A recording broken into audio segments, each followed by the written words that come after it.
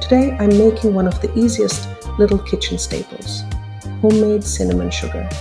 It takes about 5 minutes, uses only 2 ingredients, and somehow makes everything taste better. Toast, pancakes, waffles, even a sprinkle over oatmeal. Once you make a jar, it lasts a long time and turns everyday breakfasts into something a little more special. So let me show you how I make it. First, I measure out the ingredients. This recipe is wonderfully simple. Just granulated sugar and ground cinnamon. Personal tip from me. If you absolutely love cinnamon, you can add a little bit more. If you prefer it milder, you can reduce it slightly. Recipes like this are very forgiving, so don't be afraid to adjust it a little to match your taste. Another small tip I've learned over time: use fresh cinnamon if you can. Cinnamon that's been sitting in the pantry for years loses a lot of its aroma. Fresh cinnamon smells incredible and really makes this mixture shine. Now here's a little trick I like to use when transferring ingredients into jars. Instead of pouring the sugar and cinnamon directly into the jar and risking a giant cinnamon cloud floating through the kitchen, I use a piping bag. I cut about 1 inch off the bottom of the piping bag, place the bag inside a mason jar, and fold the edges over the rim so it stays in place. Then I simply pour the cinnamon and sugar into the piping bag. This little setup makes the transfer neat and controlled.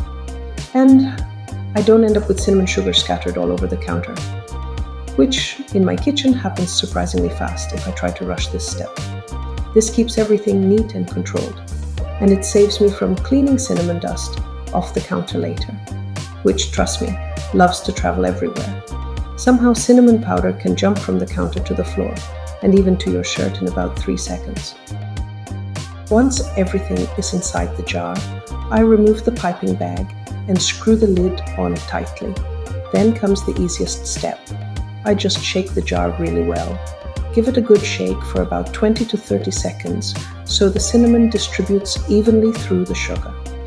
You'll see the color slowly turn into that beautiful warm cinnamon shade.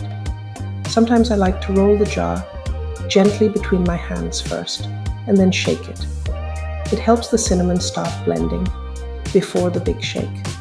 And if you ever notice the cinnamon settling slightly at the bottom later on, just give the jar another quick shake before using it. That's totally normal. I use this mixture all the time in my kitchen. A sprinkle over buttered toast is probably the most classic, but it's also wonderful on pancakes, waffles, French toast, or even baked apples. Sometimes I sprinkle a little on top of muffins before baking to create a sweet cinnamon crust.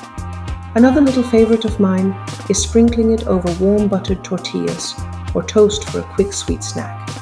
It's simple, nostalgic, and honestly smells amazing every single time you open the jar. Once your cinnamon sugar is mixed, keep it sealed in a mason jar or any airtight container. It can stay in the pantry or at room temperature for up to 2 years because both cinnamon and sugar store very well. I always like to label the jar with the date, just so I know when I made it. Although in my kitchen, it usually gets used long before that.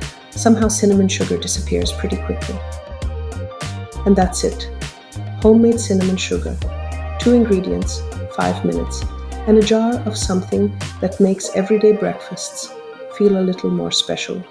It's one of those simple little things that brings a lot of comfort to the kitchen. Thanks for hanging out with me, and I'll see you in the next recipe.